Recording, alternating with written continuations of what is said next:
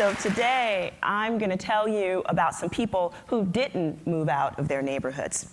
The first one is happening right here in Chicago. Brenda Palms Farmer was hired to help ex-convicts re-enter society and keep them from going back into prison.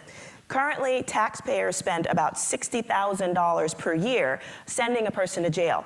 We know that 2/3 of them are going to go back.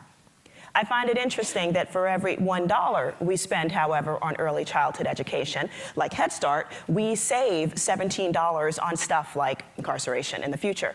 Or think about it, that $60,000 is more than what it costs to send one person to Harvard as well. But Brenda, not being fazed by stuff like that, took a look at her challenge and came up with a not so obvious solution. Create a business that produced skincare products from honey. Okay, it might be obvious to some of you, wasn't to me.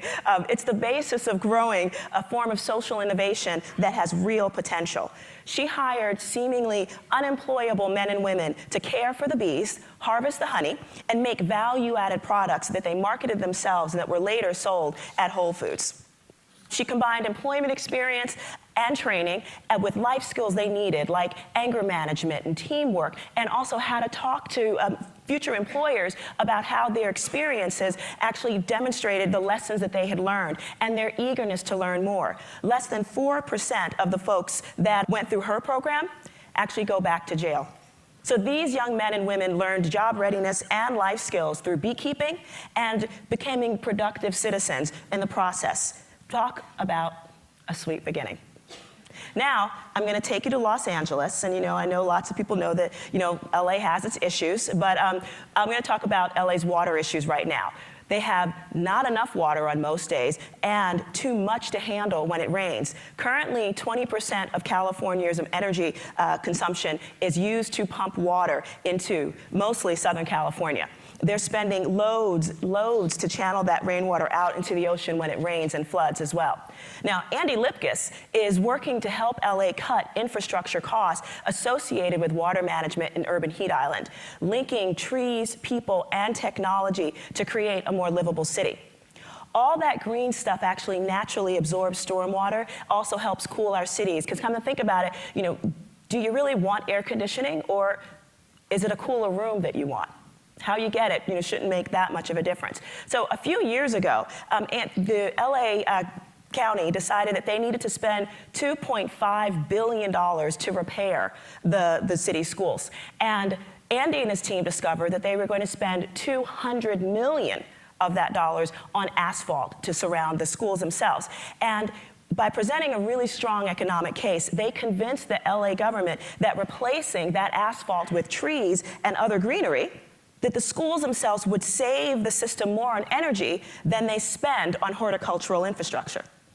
So ultimately, 20 million square feet of asphalt was replaced or avoided, and electrical consumption for air conditioning went down while employment for people to maintain those grounds went up, resulting in a net savings to the system, but also healthier students and school systems employees as well. Now, Judy Bonds is a coal miner's daughter. Her family has 8 generations in a town called Whitesville, West Virginia. And if anyone should be clinging to the former glory of the coal mining history and of the town, it should be Judy. But the way coal is mined right now is different from the deep mines, that her father and her father's father would go down into and that employed essentially thousands and thousands of people.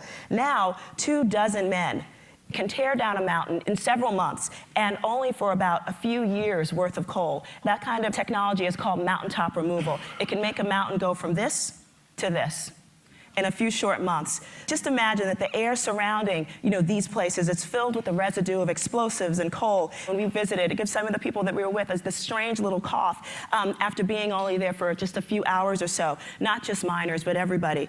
And Judy saw her landscape being destroyed and her water poisoned, and the coal companies, just move on after the mountain was emptied, leaving even more unemployment in their wake. But she also saw the difference in potential wind energy on an intact mountain, and one that was reduced in elevation by over 2,000 feet. 3 years of dirty energy with not many jobs, or centuries of clean energy with the potential for developing expertise and improvements in efficiency based on technical skills and developing local knowledge about how to get the most out of that region's wind. She calculated the upfront cost and the payback over time, and it's a net plus on so many levels for the local, national, and global economy. It's a longer payback than mountaintop removal, but the wind energy actually pays back forever. Now, mountaintop removal pays very little money to the locals, and it gives them a lot of misery. The water is turned into goo. Most people are still unemployed, leading to most of the same kind of social problems that unemployed people in inner cities also experience. Drug and alcohol abuse, domestic abuse, teen pregnancy, and poor health as well. Now, Judy and I have to say totally related to each other.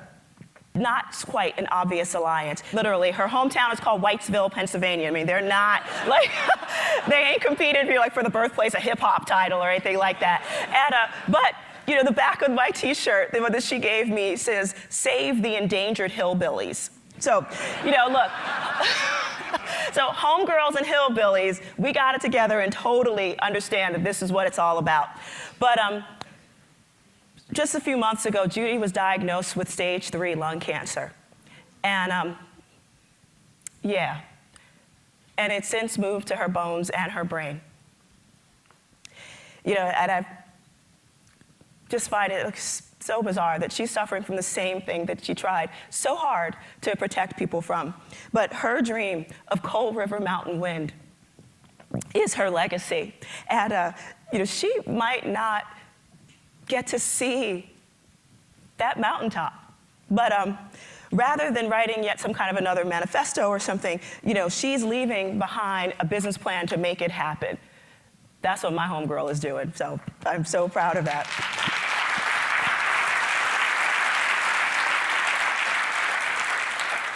But these 3 people don't know each other, but they do have an awful lot in common. They're all problem solvers, and they're just some of the many examples that I'm really privileged to see, meet, and learn from in the examples of the work that I do now. I was really lucky to have them all featured on my Corporation for Public Radio radio show called thepromisedland.org. Now, they're all very practical visionaries. They take a look at the demands that are out there, beauty products, healthy schools, electricity, and how the money is flowing to meet those demands. And when the cheapest solutions involve reducing the number of jobs, you're left with unemployed people, and those people aren't cheap. In fact, they make up some of what I call the most expensive citizens, and they include generationally impoverished, traumatized vets returning from the Middle East, people coming out of jail. And for the veterans in particular, the VA said that there's a 6-fold increase in mental health pharmaceuticals by vets since 2003. I think that number is probably going to go up. They're not the largest number of people, but they are some of the most expensive. And in terms of likelihood for domestic abuse, drug and alcohol abuse, poor performance by their kids in schools, and also poor health as a result of stress. So these 3 guys all understand how to productively channel dollars through our local economies to meet existing market demands, reduce the social problems that we have now, and prevent new problems in the future.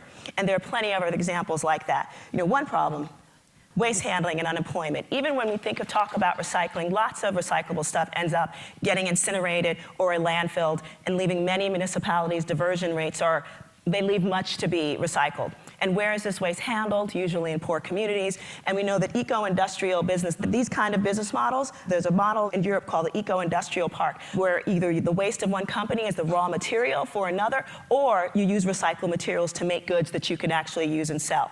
We can create these local markets and incentives for recycled materials to be used as raw materials for manufacturing. And in my hometown, we actually tried to do one of these in the Bronx, but our mayor decided that what he wanted to see was a jail on that same spot.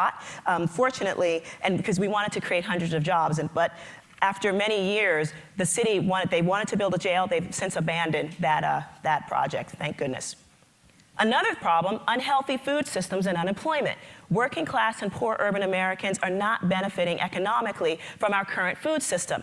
It relies too much on transportation, chemical fertilization, big use of water, and also refrigeration. Mega agricultural operations often are responsible for poisoning our waterways and our land, and it produces this incredibly unhealthy product that costs us billions in healthcare and lost productivity. And so we know urban ag is a big, buzz topic. This this time of the year, but it's mostly gardening, which has some value in community building, lots of it, but it's not in terms of creating jobs or for food production. The numbers just aren't there. Part of my work now is really laying the groundwork for integrating urban ag and rural food systems to hasten the demise of the 3,000-mile salad by creating a national brand of urban-grown produce that in every city that uses regional growing power and augments it with indoor growing facilities owned and operated by small growers where now there are only consumers. This can support, seasonal farmers around metro areas who are losing out because they really can't meet the year-round demand for produce. It's not a competition with rural farmers, it's actually reinforcements. It allies in a really positive and economically viable food system. The goal is to meet the city's institutional demands for hospitals, senior centers, schools, daycare centers, and produce a network of regional jobs as well. This is smart infrastructure. And how we manage our built environment affects the health and well-being of people every single day. Our municipalities, rural and urban, play the operational course of infrastructure, things like waste disposal, energy demand, as well as social costs of unemployment, dropout rates, incarceration rates, and the impacts of various public health costs. Smart infrastructure can provide cost-saving ways for municipalities to handle both infrastructure and social needs.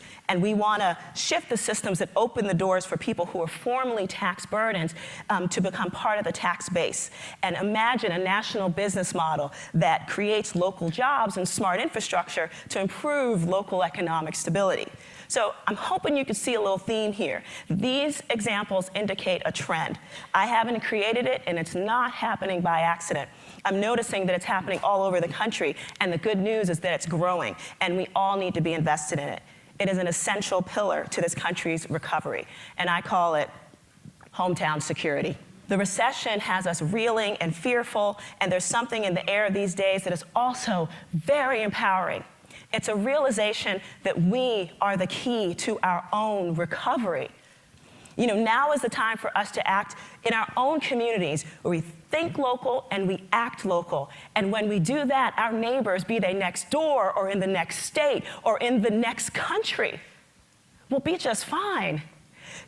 The sum of the local is the global. Hometown security means rebuilding our natural defenses, putting people to work, restoring our natural systems. Hometown security means creating wealth here at home instead of destroying it overseas. Tackling social and environmental problems at the same time with the same solution yields great cost savings, wealth generation, and national security. Many great and inspiring solutions have been generated across America. The challenge for us now is to identify and support countless more. Hometown security is about taking care of your own. But it's not like the old saying, charity begins at home. I recently read a book called Love Leadership by John Hope Bryan, and it's about leading in a world that really does seem to be operating on the basis of fear. And reading that book made me re-examine that phrase because I need to explain what I mean by that. See, my dad was a great, great man in many ways. He grew up in the segregated South, escaped lynching and all that during some really hard times, and he provided a really stable home for me and my siblings and a whole bunch of other people that fell on hard times. But like all of us, he had some problems, and his was gambling, compulsively. To him, that phrase, charity begins at home, meant that my payday, or someone else's, would just happen to coincide with his lucky day. So, you need to help him out.